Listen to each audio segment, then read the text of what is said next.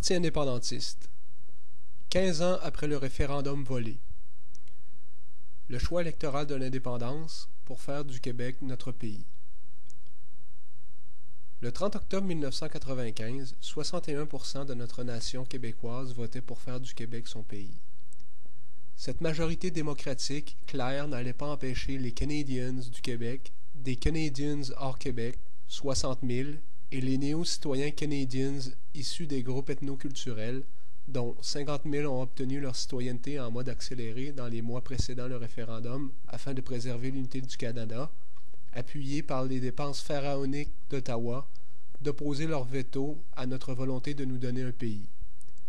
Résultat, 15 ans plus tard, notre nation ne cesse de tourner en rond dans une province canadienne, tout en voyant son poids démographique décliner à cause d'une immigration massive qui s'intègre majoritairement à la portion de la nation étrangère canadienne en sol québécois à la faveur du multiculturalisme constitutionnel balkanisant et du bilinguisme officiel anglicisant.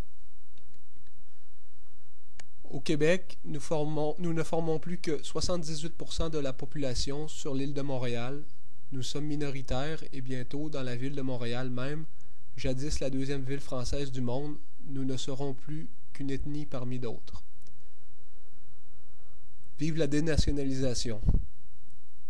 Difficile d'entrevoir la possibilité de réaliser notre indépendance nationale le jour où nous aurons perdu définitivement notre métropole nationale et que le rouleau compresseur assimilationniste piloté par Ottawa, avec la collaboration honteuse de nos élus de l'Assemblée nationale, aura réduit le poids démographique de notre nation à 65% en 2031. Alors que le Québec reçoit 1000 immigrants par semaine depuis 8 ans, cette année, il en accueillera 55 000 de plus alors que sa capacité réelle d'accueil et d'intégration est tout au plus de 20 000 par an. Après, l'on s'étonne que 60% d'entre eux ne s'intègrent pas à notre nation occidentale de langue française. Si rien n'est fait, le Québec accueillera dans les 10 prochaines années l'équivalent de la population de la ville de Québec.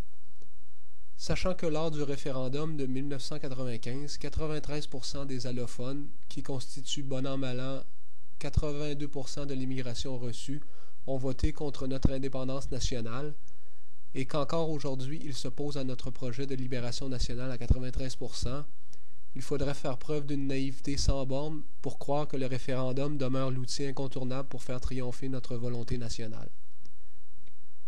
Le référendum est le piège canadien par excellence dans lequel il ne faut surtout pas retomber si l'on souhaite vraiment faire du Québec notre pays. Comme le reconnaît Parizeau, en accord avec la décision récente de la Cour internationale de justice concernant le Kosovo, une autre voie démocratique s'offre à nous, la déclaration d'indépendance par un vote de notre Assemblée nationale à la suite d'une victoire électorale à la majorité des sièges. C'est exactement ce que propose le Parti indépendantiste depuis sa fondation le 3 février 2008. Dans notre régime politique de type britannique, l'élection d'un gouvernement fonde le jeu démocratique. Une fois au pouvoir, un parti ayant proposé clairement l'indépendance lors des élections a non seulement le droit de procéder à la déclaration d'indépendance, mais le devoir de le faire, sinon les élections ne veulent plus rien dire. Un parti politique élu au pouvoir a le mandat d'appliquer son programme électoral, tout son programme. C'est cela mettre l'indépendance dans la politique. C'est cela mettre l'indépendance au pouvoir. Un gouvernement indépendantiste doit faire l'indépendance nationale et non pas gouverner une province sous couvert d'une soi-disant gouvernance souverainiste ne visant qu'à quémander quelques pouvoirs supplémentaires d'Ottawa, capitale de la nation étrangère qui ne travaille depuis la conquête qu'à notre disparition progressive de la carte de l'Amérique du Nord.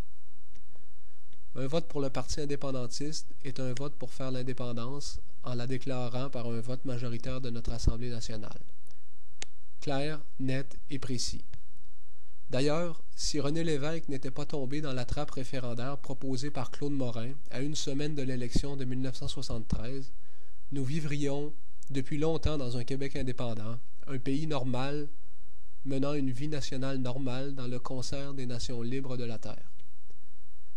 Tout comme notre nation est entrée dans la Fédération canadienne sans référendum, elle en sortira sans référendum par un simple vote des élus du peuple dans son Assemblée nationale.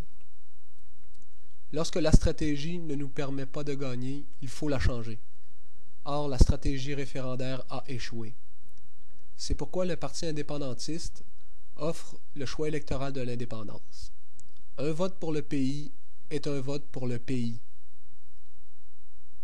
Vous voulez que le Québec demeure une province canadienne multiculturelle bilingue, votez pour le PQ référendiste et les autres partis provincialistes. Vous voulez que le Québec devienne un pays libre et français qui intègre ses immigrants, votez pour le PI. Éric Tremblay, chef du Parti indépendantiste.